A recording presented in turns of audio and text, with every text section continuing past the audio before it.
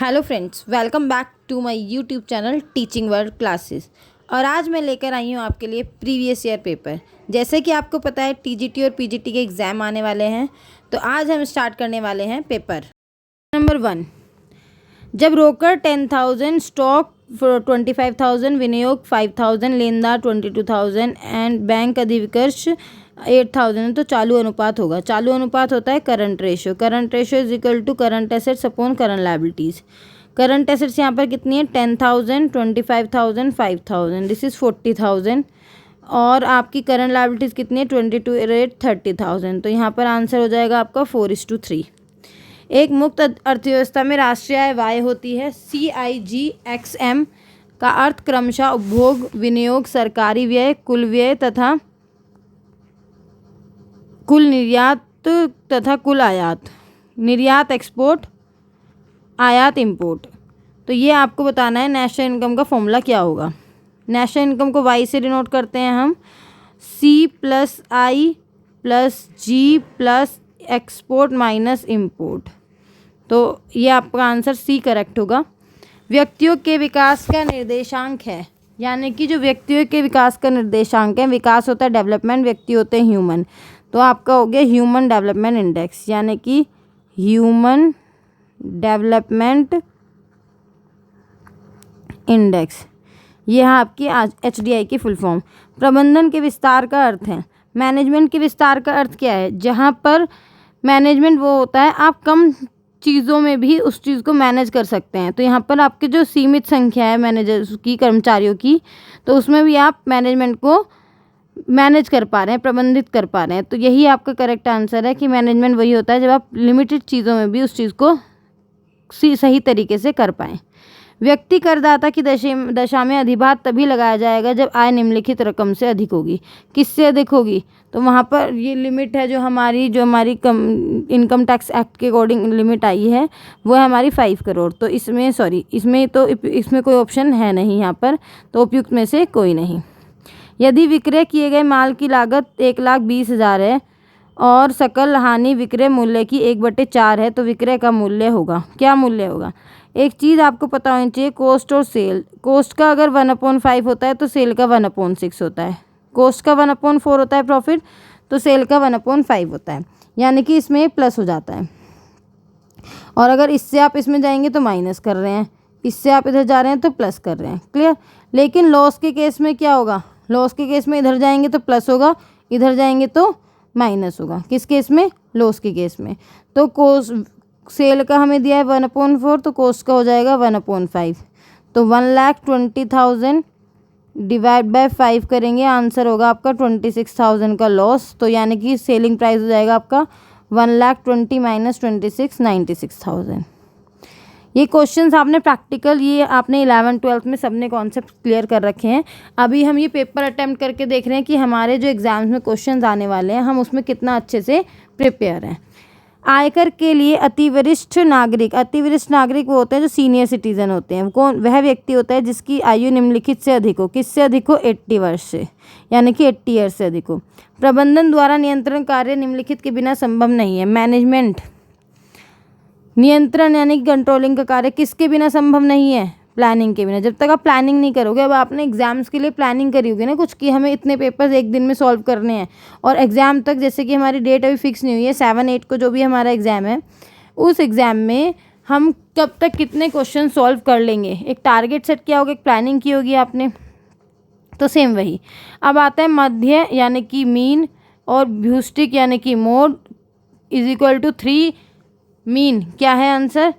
3 median minus 2 mean, इस तरीके से इसका फॉर्मूला होता है। ये एक्स बार है आपका, ठीक है। तो हम इसका आंसर देखते हैं क्या होना चाहिए। इसका आंसर होगा माध्य का, यानी कि मीडियन। समविच्छेद बिंदु वह बिंदु है जहाँ पर, समविच्छेद बिंदु क्या होता है? Break even point. Break even point वह पॉइंट होता है जहाँ पर नो प्रॉफिट नो लॉस वाली सिचुएशन हो, कॉन्ट्रीब्यूशन फिक्स कॉस्ट के इक्वल हो, टोटल इनकम जो है टोटल कॉस्ट के इक्वल हो। इट मीन्स तो उपयुक्त सभी। Option D. रूढ़िवादिता के सिद्धांत, इसको इंग्लिश में हम बोलते हैं कंजर्वेटिज्म प्रिंसिपल। इसको इंग्लिश में हम क्या बोलते हैं? Conservatism principle. तो कंजर्वेटिज्म प्रिंसिपल क्या कहता है हमारा कि स्टॉक का मूल्य कैसे लेंगे हम? मार्केट वैल्यू और cost whichever is lower. ये आपने 11th में पढ़ा था प्रिंसिपल। जो भी आपकी कम है वो आप ले लेंगे। नेक्स्ट क्वेश्चन इज अंश अपहरण। अंश अपहरण होता है फोरफिटेड। फोरफिटेड ये आपने क्लास 12th में पढ़ा होगा। अंश अपहरण खाते में अपहृत अंशों को पूर्ण निर्गमित यानी कि री इशू जो किया जाता है करने के लिए बाद जो शेष बचता है यानी कि जो लास्ट वाली एंट्री बचती है उसको किस में हस्तांतरित किया जाता है। अगर आपको याद हो तो forfeited share to capital reserve ये करते थे ना हम, तो यहाँ पे पूंजी संचित खाते में हस्तांतरित करते हैं। यदि सरकारी व्यय 700 बढ़ा दिए जाएँ यानी गवर्नमेंट एक्सपेंडिचर 700 से इंक्रीज कर दिए जाएँ और टैक्स कर मतलब टैक्स भी 700 से बढ़ा दिया जाए तो आय का संतुलन क्या होगा। तो आय का संतुलन भी 700 से बढ़ जाएगा, 700 से इंक्रीज हो जाएगा। व्यवसायिक उद्देश्यों की समुचित परिभाषा क्या होती है। व्यवसायिक उद्देश्यों की बिजनेस की जो व्यवसायिक उद्देश्य होते हैं, मोटिव क्या होता है, नए ग्राहकों का सृजन। हर कोई चाहता है हमारे पास नए ग्राहक आए, ज़्यादा से ज़्यादा कस्टमर्स आए। कर्मचारियों की शिक्षा तथा गुणों के आधार पर वर्गीकरण को हम कहते हैं। जो कर्मचारी हैं वर्कर्स और उनके शिक्षा और गुणों के आधार पर वर्गीकरण किया जाता है द्विमुखी वर्गीकरण। ठीक है। एक प्रकाशक द्वारा कॉपीराइट प्राप्त करने के लिए किया गया खर्च है। कॉपीराइट यानी कि कैसेट है यानी कि कैपिटल एक्सपेंडिचर। ये है कैपिटल एक्सपेंडिचर, ये है हमारा रिवेन्यू एक्सपेंडिचर, ये है डेफर्ड रिवेन्यू एक्सपेंडिचर। ये तीनों आपने 11th क्लास के बेसिक टर्म्स में पढ़े होंगे। तो यहाँ पर ये है आपका कैपिटल एक्सपेंडिचर, जिससे भी आपकी कोई इनकम इंक्रीज हो रही है दैट इज कैपिटल एक्सपेंडिचर। एक कंपनी ने प्रपत्र जारी करके 2000 अंशों के लिए आवेदन आमंत्रित किए यानी कि 2000 तो आपने शेयर इशू किए लेकिन एप्लीकेशंस आई हैं आपके पास 3000 आवेदन पत्र प्राप्त हुए। 2400 अंशों के आवेदन पत्रों के समानुपात में अंशों का आवंटन किया यानी कि आपने 2400 को अलॉट कर दिया। ये भी कंपनी का क्वेश्चन है सेम। ये अलॉटमेंट है, ये आपकी एप्लीकेशन आई है और ये आपने इशू किए थे इतने शेयर्स यानी कि इसमें से इतने आए हैं तो 600 आपने क्या कर दिए होंगे, रिजेक्ट कर दिए होंगे। ठीक है, सभी को ये कॉन्सेप्ट याद होगा।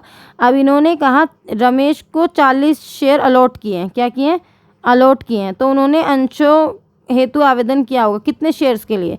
अब यहाँ पर देखिए जिन्होंने 2400 शेयर्स अलॉट हुए हैं यानी कि 2000 वालों को कितने शेयर अलॉट हुए हैं 2400। तो ऐसे ही 40 शेयर जिसको मिले हैं उसने ज़्यादा शेयर मांगे होंगे। तो इसके शेयर्स कैलकुलेट करने का फॉर्मूला है अलॉटेड शेयर जो भी पर्सन है इनटू में टोटल अप्लाइड शेयर्स 2400 अपॉन में टोटल अलॉटेड शेयर 2000। तो 30 से 30 कट कर दी, 2 2 4 यानी कि आपके हो गए 48 शेयर्स। ये 3000 क्यों नहीं लिखा हमने, इसलिए नहीं लिखा 3000 क्योंकि 600 तो हमारी इसमें रिजेक्ट हो गई थी। क्लियर, तो answer is 48। Next question is यदि नीली जीन्स के मूल्य में वृद्धि के कारण टेनिस जूतों की मांग में वृद्धि हो जाती है तो नीली जीन्स और टेनिस के जूते किस प्रकार की वस्तुएं हैं। जीन्स जो नीली जीन्स है और टेनिस जूतों की मांग में वृद्धि हो रही है तो ये दोनों क्या हो जाएंगे, complementary goods. This is complementary goods जिसको आप पूरक वस्तुएं बोलते हैं जो एक साथ यूज होती हैं। प्रतिस्थापन होती हैं हमारी सब्स्टिट्यूट गुड्स। ठीक है, तो यहाँ पर होगा हमारा, तो नीली जीन्स और टेनिस के जूते किस प्रकार की वस्तुएं हैं, पूरक वस्तुएं। शीघ्र अनुपात यानी कि करंट रेशियो 1.5 है, 1.5:1। तो शीघ्र संपत्तियाँ 30,000 हैं तो शीघ्र दायित्व कितना होगा, इसको डिवाइड कर देंगे तो यहाँ पर आ जाएगा 20,000। तो ये है आपकी करंट लायबिलिटीज 20,000। ये फॉर्मूले टिप्स पर आपको लर्न होने चाहिए, प्रैक्टिस कीजिए, जितनी आप प्रैक्टिस करेंगे उतना आपको अच्छा रहेगा। ठीक है, नेक्स्ट करते हैं निम्नलिखित में से कौन सी स्थायी संपत्ति है। स्थायी मतलब फिक्स्ड कौन सी है, आपको पता ही है फिक्स्ड कौन सी है, गुडविल हमारी इंटेंजिबल में आती है। ये बैंक शेयर ये करंट है, ये स्टॉक इन्वेंट्री में आ जाता है, ये इन्वेंट्री में आ जाता है, तो इसलिए। नेक्स्ट, एक्स लिमिटेड ने भूमि एवं भवन 28,80,000 रुपये में खरीदे, इसके बदले में 100 रुपये के मूल्य ऋणपत्र मतलब होते हैं डिबेंचर्स 4% छूट पर निर्गमित कर दिए यानी कि 100 - 4 कितने में कर दिए, 96 रुपीज़ में। तो आप शेयर्स फाइंड कर सकते हैं, डिबेंचर्स 96, इसको इससे डिवाइड करेंगे तो आपके कितने शेयर्स आ जाएंगे, 30,000 शेयर्स। यदि औसत लागत गिर रही है तो औसत लागत होती है आपकी एवरेज कॉस्ट गिर रही है तो क्या होगा, तो मार्जिनल कॉस्ट भी घट रही होगी, क्योंकि तभी तो मार्जिनल कॉस्ट और एवरेज कॉस्ट का लिंक होता है जो एडिशनल कॉस्ट होती हैं। तो सीमांत लागत घट रही होगी, इसलिए आपकी एवरेज कॉस्ट गिर रही है। यदि लाभ विक्रय मूल्य का 25% है, मैंने अभी ऊपर एक कॉन्सेप्ट सिखाया था कॉस्ट और सेल का, अगर ये 1/4 है तो लागत पर लाभ का प्रतिशत कितना होगा 1/3, जिसको हम बोलते हैं 33.33%। ये बहुत ही ईजी क्वेश्चन है। अगर टीजीटी में ये क्वेश्चन आने वाले हैं और आपको ये सब क्वेश्चन आते हैं तो इट मीन्स आप ये वाला एग्जाम जो है क्रैक कर सकते हैं बहुत ही ईजिली। धन को अपने पास रखने की अवसर लागत का निर्धारण होता है। अपने पास किस तरह का रख सकते हैं आप, इंटरेस्ट रेट से, ब्याज दर से आप अपने पास रख सकते हैं, अवसर लागत है ये हमारी। भारत में आर्थिक उदारवाद का प्रारंभ हुआ। भारत में आर्थिक उदारवाद का प्रारंभ कब हुआ? लाइसेंस देने की नीति में पर्याप्त परिवर्तनों द्वारा, जो लाइसेंस दिए गए, विदेशी प्रत्यक्ष डायरेक्ट इन्वेस्टमेंट की प्रक्रियात्मक अड़चनें दूर करके, ये भी अड़चनें सारी जो बाधाएं थी बैरियर्स से उनको दूर करके, आयात कर की दरों में महत्वपूर्ण कमी करके, यानी कि इम्पोर्ट होने ज़्यादा इम्पोर्ट होने लगा तभी तो हमारी इकोनॉमिक कंडीशन जो है बढ़ने लगी। ठीक है, तो ये हो गए डी ऑप्शन उपयुक्त सभी। आज की वीडियो में हम 50 क्वेश्चंस करेंगे स्टार्टिंग के, तो आपको देखते हैं कितनी जल्दी समझ में आ रहे हैं, इसलिए मैं क्विकली करा रही हूँ आपको, जिससे कि आप जल्दी से वीडियो देख सकें। और मैं आपके लिए सारी वीडियोस कोशिश करूँगी जल्दी से जल्दी अपलोड कर सकूँ, और टेलीग्राम पर मैं PDF को सेंड भी करती रहूँगी। तो अगर आप वीडियो के बाद सॉल्व करके देखना चाहते हैं तो आप वहाँ पर भी सॉल्व कर सकते हैं। नेक्स्ट क्वेश्चन 26, एक व्यवसाय की शुद्ध संपत्ति यानी कि एसेट जो है 1 जनवरी और 31 जनवरी को, फर्स्ट को थी 39,000 और लास्ट में थी 38,000। व्यवसाय के मालिक द्वारा जनवरी में 2,000 और विनियोजित किए गए, यानी कि इसमें 2 और ऐड कर दिए तो ये हो गया 41,000। 6,000 आहरित किए गए, 41 में से यहाँ पे माइनस कर देते हैं, पहले हम ये कर लेते हैं, ये वाला सीखते हैं। जो हमारी ओपनिंग एसेट है उसमें प्लस कर दिए हमारी जो इन्वेस्टमेंट थी, तो ये हो गई हमारी 41,000, माइनस कर देते हैं हमारी ड्राइंग 6,000 जो थी हमारी, तो ये हो गया 35,000। हमारी लास्ट में होनी चाहिए थी, लेकिन लास्ट में हमारी कितनी है 38,000, तो 3,000 का हमें क्या हुआ प्रॉफिट हो गया। तो यहाँ पर आप कैलकुलेट कर सकते हैं। ठीक है, नेक्स्ट लिखते हैं। नेक्स्ट में ये कह रहा है क्या होना चाहिए, भारत में ढांचागत सुविधाओं के अंतर्गत सम्मिलित नहीं है। क्या सम्मिलित नहीं है? इंश्योरेंस, बीमा। भारत में ढांचागत सुविधाओं के अंतर्गत बीमा सम्मिलित नहीं है। मूल्य वृद्धि के समय स्कंद मूल्यांकन के किस तरीके के अंतर्गत चालू संपत्ति को निचले मूल्य पर दिखाया जाता है? निचले मूल्य पर मूल्यांकन होगा, किसका मूल्यांकन होगा? लीफो का, जिसको हम बोलते हैं last in first out. FIFO होता है फर्स्ट इन फर्स्ट आउट। तो ये हो गया हमारा मूल्य वृद्धि, जब हमारे इसके प्राइस में इंक्रीमेंट हो रहा है उसके समय जो स्टॉक का वैल्यूएशन होता है वो किस तरीके के अंतर्गत चालू संपत्तियों का निचले मूल्य पर मूल्यांकन होगा, तो वो होगा लीफो कर। निम्न में से आर्थिक सूचकांक है, कौन सा आर्थिक सूचकांक? आंसर में ही दिया हुआ है सूचकांक संख्या, यानी कि क्वेश्चन में सेम है आर्थिक सूचकांक संख्या। बैंक अधिविकर्ष, बैंक ओवरड्राफ्ट क्या है? चालू दायित्व। इतने इजी क्वेश्चन आने वाले। देखिए, से के बाजार के नियम में के अनुसार क्या होता है? पूर्ति अपनी मांग स्वयं उत्पन्न कर लेती है। जो आपकी पूर्ति क्या है, जो सप्लाई हो रही है वो अपनी डिमांड खुद स्वयं उत्पन्न कर लेती है। कर निर्धारण वर्ष के ठीक पहले 31 मार्च को समाप्त होने वाले वर्ष को गत वर्ष कहते हैं, जिसको आपने इंग्लिश में पढ़ा होगा प्रीवियस ईयर। अल्प पूंजीकरण का निवारण किया जाता है। अल्प पूंजीकरण यानी कि शॉर्ट है ये। अल्प पूंजीकरण का निवारण कैसे कर सकते हैं आप? ये बोनस शेयर्स इशू करके। बोनस शेयर्स वो होते हैं ना एग्जिस्टिंग शेयर होल्डर को जो इशू किए जाते हैं। निम्नलिखित में से कौन सा समीकरण सही है? आपको पता है समीकरण क्या है? Opening plus purchase minus closing is equal to COGS, ये फॉर्मूला है। तो हम यहाँ पर देखते हैं opening plus purchase minus closing stock is equal to cost of goods sold. ये चीज़ ये ठीक है, आंसर नंबर बी। जबकि प्रारंभिक स्टॉक, ओपनिंग स्टॉक कितना है और अंतिम स्टॉक कितना है? यहाँ पर क्वेश्चन में मिस्टेक है, ये 2 नहीं है, ये 50,000 है। क्योंकि अगर मैं 2,50,000 प्लस 60 करती हूँ दैट इज़ 3,10,000। 3,10,000 डिवाइड बाय ये 2 करते हैं तो 1,55,000, और 2,20,000 को 1,55,000 करेंगे तो इसमें कोई आंसर गिवन ही नहीं है ये 4 ऑप्शन में। क्लियर है इतनी बात? तो हमारा ये जो है गलत था, तो इसलिए हमने इसको 2 हटा दिया, तो ये हो गया 50 और 60। इन्होंने पूछा है स्टॉक आवृत्ति यानी कि इन्वेंट्री टर्नओवर रेशो, 12th में आपने रीड किया होगा। इसका फॉर्मूला है cost of goods sold upon में एवरेज इन्वेंट्री, ये फॉर्मूला होता है। COGS गिवन है 2,20,000, एवरेज स्टॉक कितना होगा 60 + 50 डिवाइड बाय 2 यानी कि 55,000। तो इसको हम करेंगे सॉल्व तो आ जाएगा 4 टाइम्स। क्लियर? तो इस तरीके से आपको पता चल जाएगा, आपका आंसर हो गया 4 टाइम्स C। क्लियर हो रहा है इतना? ठीक है।